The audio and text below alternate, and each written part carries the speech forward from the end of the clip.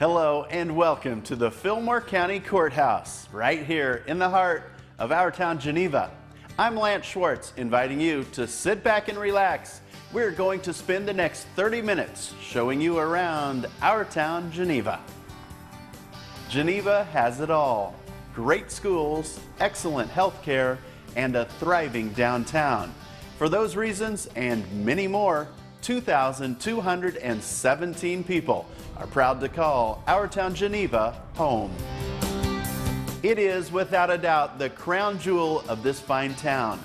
They started building the Fillmore County Courthouse in the spring of 1893, and it cost about $50,000 to build. And I personally believe that it is one of the most photogenic courthouses in the entire state of Nebraska. The contractor was a local man. He finished pretty much on time, which was amazing. Carol Verashka was born in Geneva in 1937 and started working in the treasurer's office at the courthouse in 1959. It was kind of cold sitting by close to the window. Those windows were old by then. By the 1990s, the courthouse was due for a renovation. You knew you needed a new heating system, for sure, and the electricity had to go. The residents of Fillmore County made a bold decision to renovate their original courthouse instead of building a new one. Was it pretty exciting while they were doing that? Well, it was exciting. You never knew what they were going to find. And a major find appeared in the courtroom above a layer of metal on the ceiling. We found a hole up there in the ceiling, turned out to have a big dome.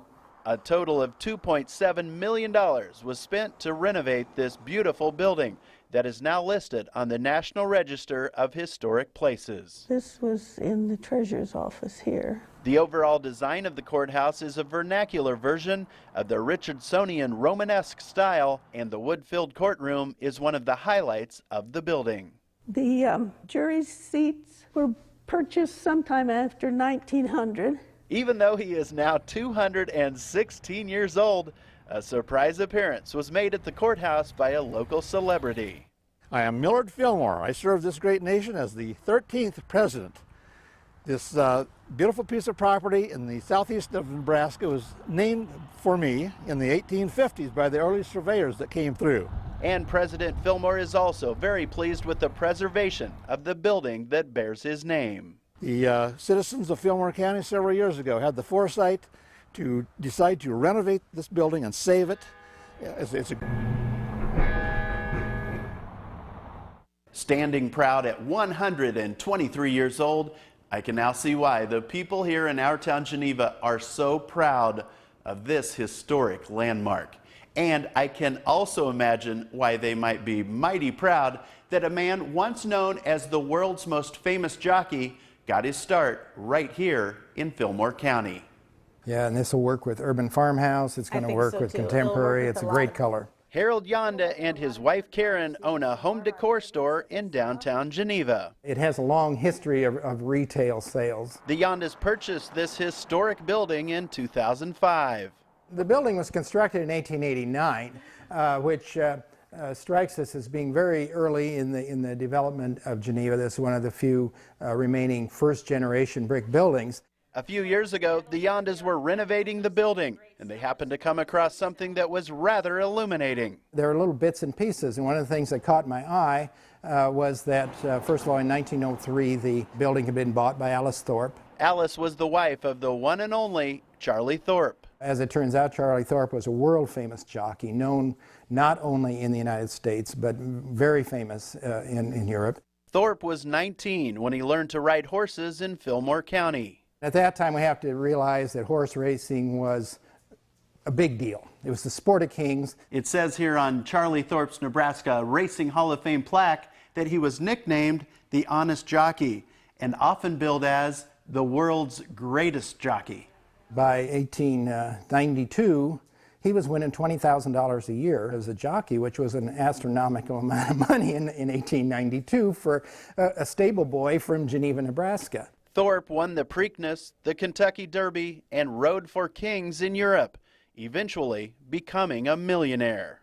Charlie frequently would tell folks that he was good at winning the races, at making the money, and Alice was good at taking care of the money. Alice passed away in 1907, and the millionaire honest jockey continued to live lavishly in retirement in Geneva. And within a few years, the money was gone. When Charlie passed away in 1916, he was completely broke, working as a bartender in Omaha. Charlie was buried in Geneva near his wife's family plot. But there was no money left for a gravestone for Charlie.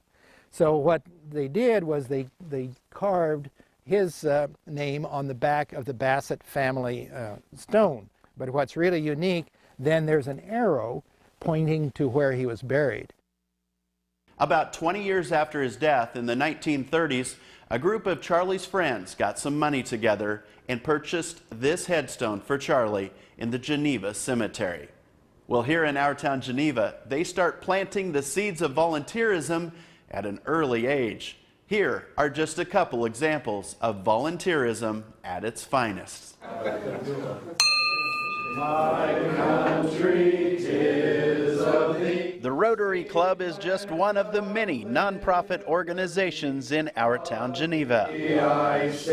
So I did inventory last night, and we have one sheet's girls, one sheet's boys of what coats we have on hand. Angie Hafer is the organizer of the annual coat drive that's sponsored by the Rotary Club. We raise funds every year to buy brand new coats for kids that their families can't afford to buy a new coat. The brand new coats are given out to children in area schools and daycare centers. We get together with the YRTC here in town, and they come and they help us wrap them all on a Sunday afternoon. We wrap, like this year, we wrapped 171 coats. And then as a group, we take them and personally deliver them to every family. Also making the winter a little warmer is the Christmas store.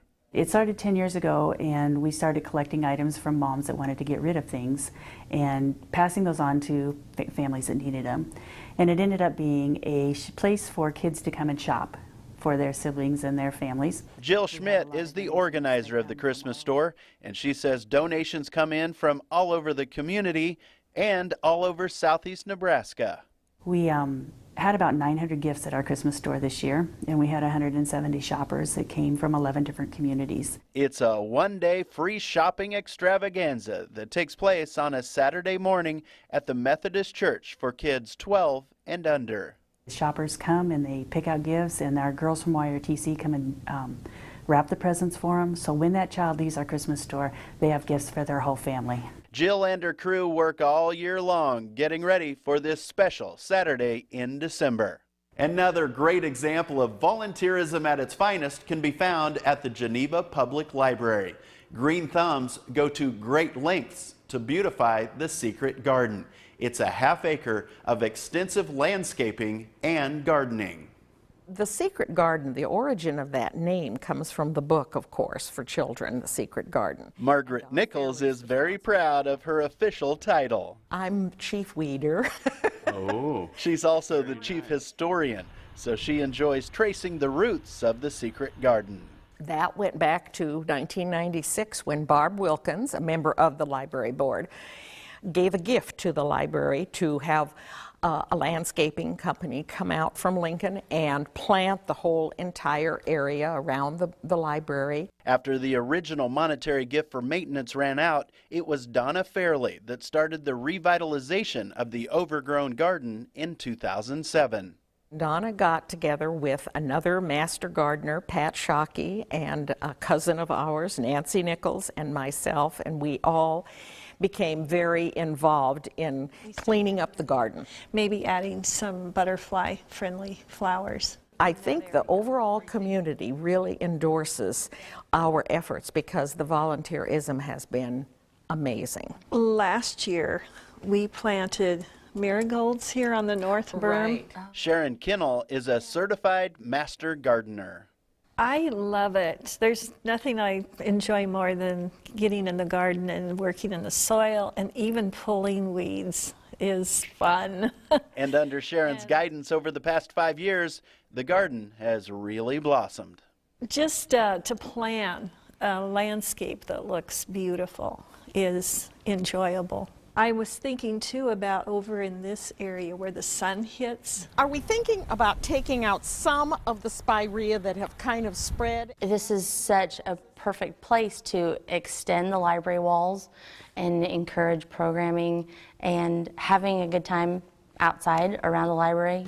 If you'd like to help beautify our town Geneva, the cleanup day at the Secret Garden is coming up on April 23rd. It's ready. Straight ahead, we visit 3 interesting businesses. That and more from our town Geneva.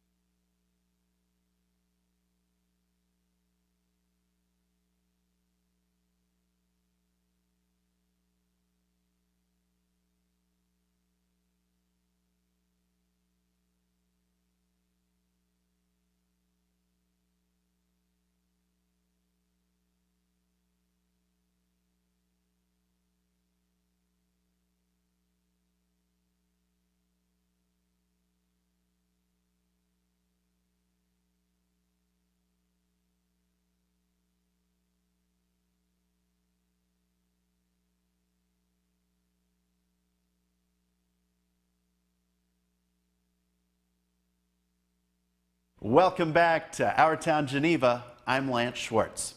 Arcade Funcade is new to downtown Geneva, and the business's owner, Dan Bonilla, is here right now to tell us all about it.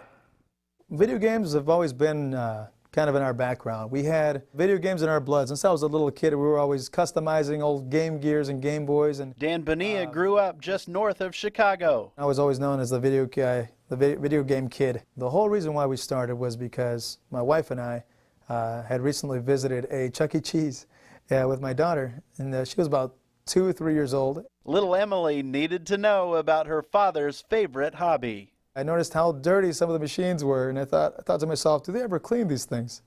And I thought, you know what, I'm going to buy some arcades so we could have them at home so she could play. Dan bought his first arcade for the family 11 years ago. It was a $20 machine. Dan turned around and sold that $20 machine a week later. We sold it off to a gentleman that owned a bowling alley. We sold it for $550. And Dan was hooked. I took that money and went right back, and I scoured Craigslist again, and it all started from there. My all-time favorite games have to be Galaga and Miss Pac-Man. This video wizard accumulated 180 machines.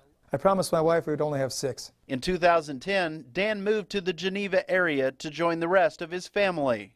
This is awesome, because it takes me back in time. I get to be in high school when I'm playing Miss Pac-Man.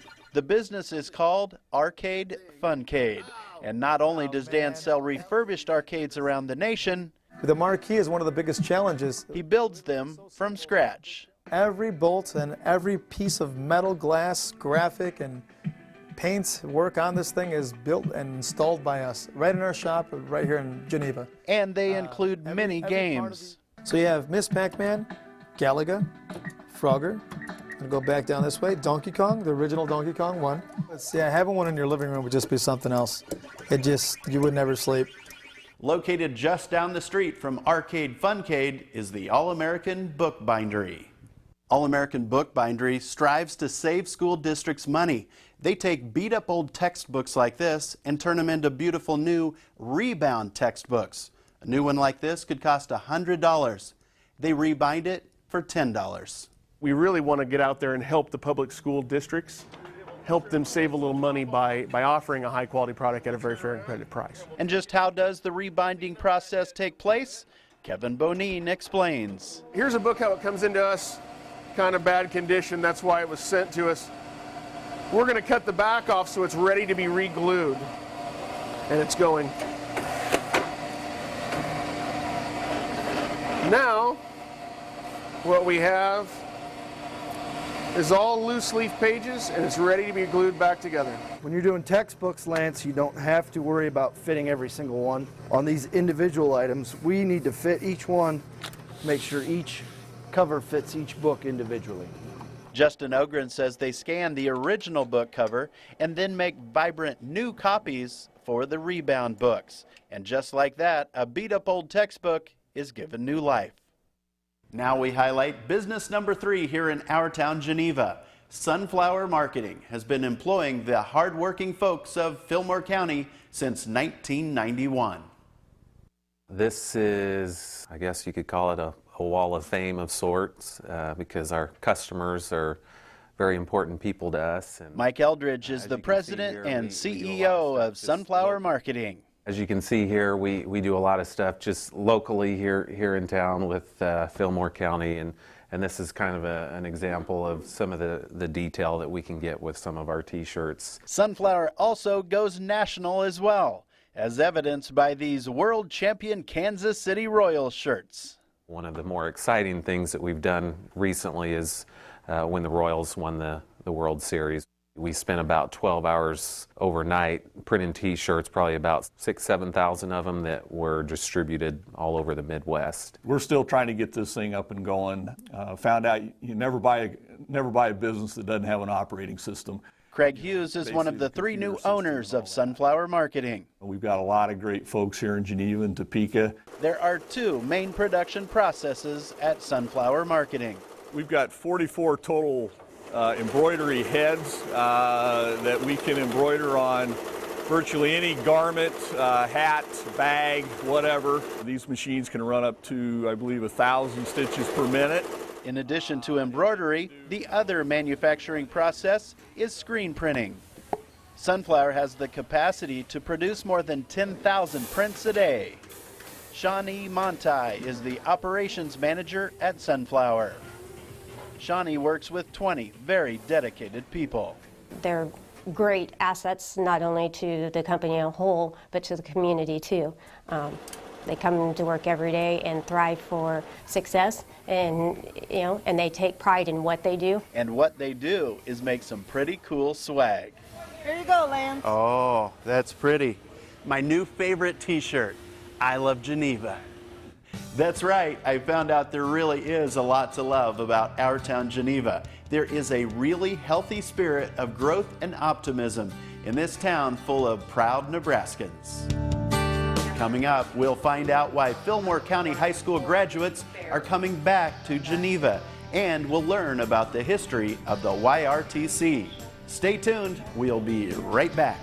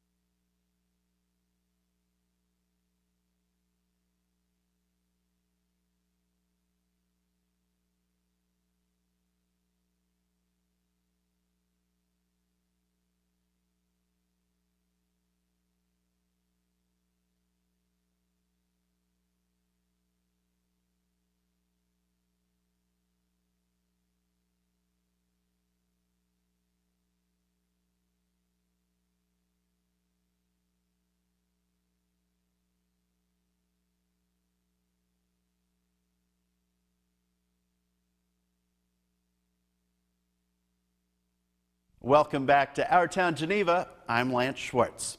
The Young Leaders of Fillmore County is a group where leaders under the age of 40 meet to network and communicate their ideas for the future.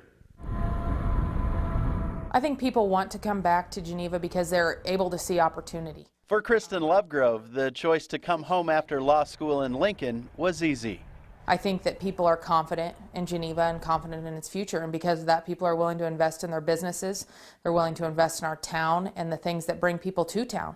And when you have all of that confidence and all that belief in your community, it just tends to draw people here or really make them want to come back. So does anybody have any ideas for any future networking or social events for our group? Jamie Potoff is thrilled that Kristen brought all of the young leaders together 7 years ago. I think it's a great idea that Kristen started here. It brings people together, and even if it's whether it's a social or whether you're volunteering, you get to meet new people and network with them instead of everybody being all scattered. Even though you're in the same small town, it's really easy to just kind of stay and do your thing. This brings everybody out, and you get to give back to the community. And the young leaders give back by volunteering at a number of local activities throughout the year. I think just living in the big city kind of solidified my decision to move back home. Sean Farmer joined the family mortuary business. You know, I lived in Phoenix and I lived in Omaha, and I got to experience those things, but my heart was always back home, and when I had an opportunity to come back home and work with my dad at the funeral home, I kind of jumped on that opportunity. The Young Leaders organization has 80 members that bring Fillmore County together and connect Ohio, Strang, Exeter, Milligan, Grafton, Shickley, and Fairmont with our town Geneva. Well, the Youth Rehabilitation and Treatment Center is commonly referred to as the YRTC by the people of Fillmore County. We're a juvenile facility for delinquent girls that's within the Department of Health and Human Services here in Nebraska. Dan Scarborough has been the facility administrator at the YRTC for the past 13 years. We take delinquent girls statewide who have gone through court and sent to us by a judge. The YRTC traces its roots in Geneva back to 1891. Hi, Maria. Hi. This young lady already feels better, even after a very brief time at the YRTC. Just because you're here doesn't mean you're always going to be here. That, I feel like you should take every day as a learning experience. Maybe one of the most important opportunities that the girls get here is getting to meet people like Sharon and Jack Jacobs. We've been volunteering 16 years. We started in November of 1999. And since that time, Sharon and Jack have mentored 38 girls. We just decided that maybe we could, show them what kind of a home life that we have. It's turned out to be a win-win for the Jacobs. We've probably gotten more out of it than the girls have. We just kind of try to get along with them, try to see them once a week. Years later, one girl came back and knocked on the door at the Jacobs house. When I said hi and said her name, she had the biggest smile on her face that we remembered who she was. And so when we told Dan about it, he said, well, that's a sign, Sharon, that you need to keep on volunteering. And so we decided that we would. Yeah. What a way to keep us going. Coming up in our final segment, we experience the lovely landscapes of a painter named Patty. Stay tuned.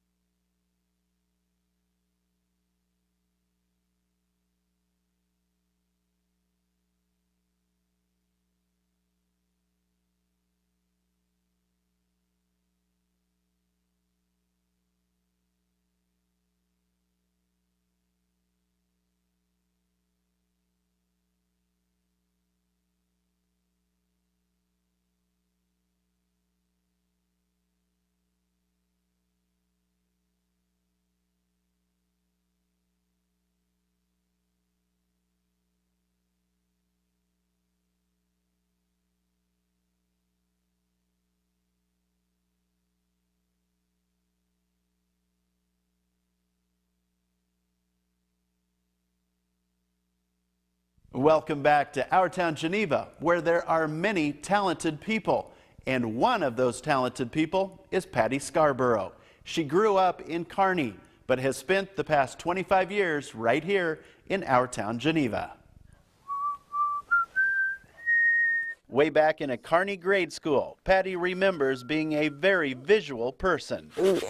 I paint Nebraska landscapes in oils and pastels. Pastels are like chalks, not a color. Despite earning a degree in art from UNK, Patty worked a number of non-art related jobs before she became a full-time studio artist 9 years ago. Sometimes it's a bold stroke of rich paint, and other times just a little flick of the wrist. And those marks are like a language. As a native Nebraskan, Patty has come to love the rolling hills of the Cornhusker State. With any Nebraska landscape, I am fascinated by the way the sky goes from horizon to horizon. There is, and the shadows and the light that fills the landscape, and then it gets caught in the trees and changes colors. I just find all of that fascinating. You'll find no faces and rarely a building in Patty's work. It's not my thing. Just the captivating colors of the good life, from the beautiful blues to the gorgeous greens. The trick is to lay down the foundation, the major shapes, the major movement, carefully and thoughtfully, and then at the very end you can just come in and flick, and all of a sudden, you know, the tree comes alive and the wind blows through and the grasses start to move, and it's all it was that one little flick at the end. Patty gets a kick out of turning pictures into paintings. There's an adage that says paint what you know. And so I don't paint lighthouses or seascapes. What Patty does know is anything that includes farmland in south central Nebraska. I'm really hooked on hay bales right now. Did you notice? I just love hay bales. I don't know why. Thanks to a supportive family, Patty gets to do what she was born to do. I think on my deathbed I will say, look what I figured out. Well, that's going to do it for our memorable journey around Our Town Geneva. I hope you enjoyed it as much as I did. For everyone at 1011, I'm Lance Schwartz. So long, everybody.